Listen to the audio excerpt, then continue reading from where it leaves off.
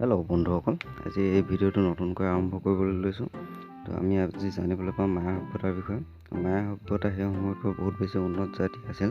প্ৰায় 300ৰ পৰা 1200ৰ ভিতৰত এই সভ্যতা বিৰাজ কৰিছিল আৰু এই সভ্যতাৰ লোকসকল বহুতো উন্নত আছিল। আমেৰিকাৰ মেক্সিকো অঞ্চলৰ পৰা মধ্য আমেৰিকাৰ বহু অঞ্চল এই সভ্যতাই সামৰি লৈছিল।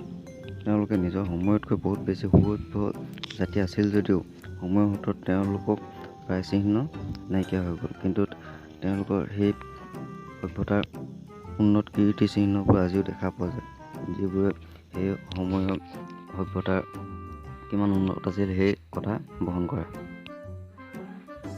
এই সভ্যতাৰ লোকসকলে শিলত কাটি নানা ধৰণৰ মূৰ্তি বনাব জানিছিল, শিলৰ ঘৰ তৈয়াৰ কৰিব পাৰিছিল, হাবি বননি কাটি জ্বলাই দি একোটা অঞ্চল বাসৰ উপযোগী কৰি লৈছিল। মায়া সভ্যতাৰ সমাজ কৃষি প্ৰধান আছিল। তেওঁলোকে প্ৰায় 20 দিনত 1 মাহ আৰু 18 মাহ বা 360 দিনত 1 বছৰ বুলি ধৰি লৈছিল। তেওঁলোকে এবছৰত টুন বুলি কৈছিল আৰু 20টা টুনক 1 কাৰ্টুন বুলিছিল। তেওঁলোকে শূন্যৰ ব্যৱহাৰ জানিছিল আৰু কাগজ ব্যৱহাৰ কৰিছিল।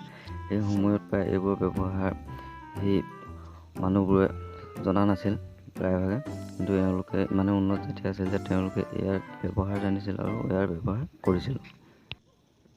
সেই সভ্যতাৰ মানুহবোৰে বহু দেৱ দেৱীক পূজা কৰিছিল, বলি বিধান দিছিল। আনকি তেওঁলোকৰ মাজত নৰবলি প্ৰথাও আছিল বুলি পণ্ডিতসকলে বিভিন্ন ভাস্কৰ্য আৰু শিলালিপি আদিৰ পৰা জানিব পাৰিছে।